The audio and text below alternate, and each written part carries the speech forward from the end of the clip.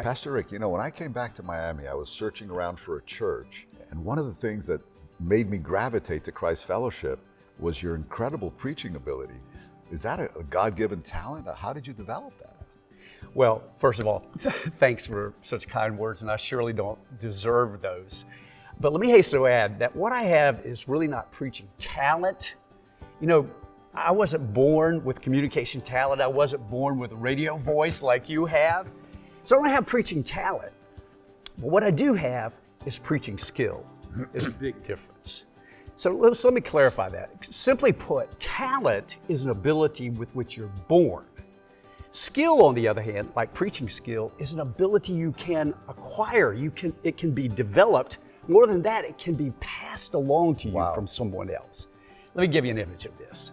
If you know anything about NBA basketball, you know the name LeBron James. Of course. LeBron James is a talented basketball player. And by that, I mean he was born to be extremely tall. He was born to be very powerful, very strong, And he was born to be able to slam dunk the basketball. He's an amazing talent. Steph Curry, on the other hand, is not necessarily a basketball talent. In other words, he was not born to be extremely tall. Not very tall, 6'1", 6'2". He was not born to be extremely strong. I don't even know if he can slam dunk the basketball, not sure. I don't think so. But listen, it's not a problem for him because he has acquired powerful basketball skills that enabled him to shoot three-pointers and hit them almost at will. Incredible. Skills that empower him to maneuver around much taller basketball players and score. But these were skills that were passed along to him by his father, Dale Curry, who was an NBA star himself. And these were skills that make Steph Curry a formidable force and a nightmare for people like LeBron James. That's true. Now, Alex, bring that over to our talk with our listeners. Because what an image of the passion that we have. And by that, I mean, just like Dale Curry passed these incredible skills to Steph that empower him to be a force for the Warriors on the basketball court, just like that, we have a passion to pass not basketball skills, but preaching skills to preachers so that they become a force for God in the pulpit. You may have thought to yourself, I'm just not born with preaching talent, nor am I. Or you may have thought to yourself, I don't have the preaching talent like that pastor over there does. Listen, it's not a problem because we can coach you. We can pass along to you preaching skills that are very powerful. These are preaching skills that help me to get a 103-year-old church that was stuck to get it unstuck and ridiculously grow fast and large.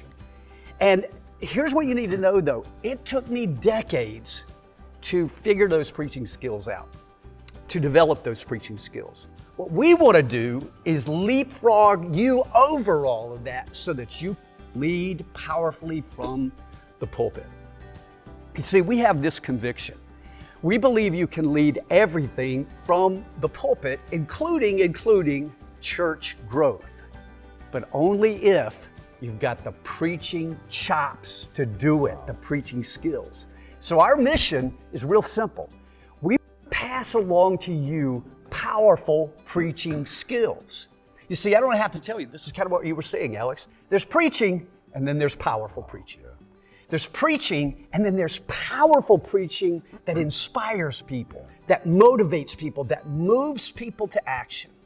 And moved people create movements of God. Wow. Does that make sense? Absolutely.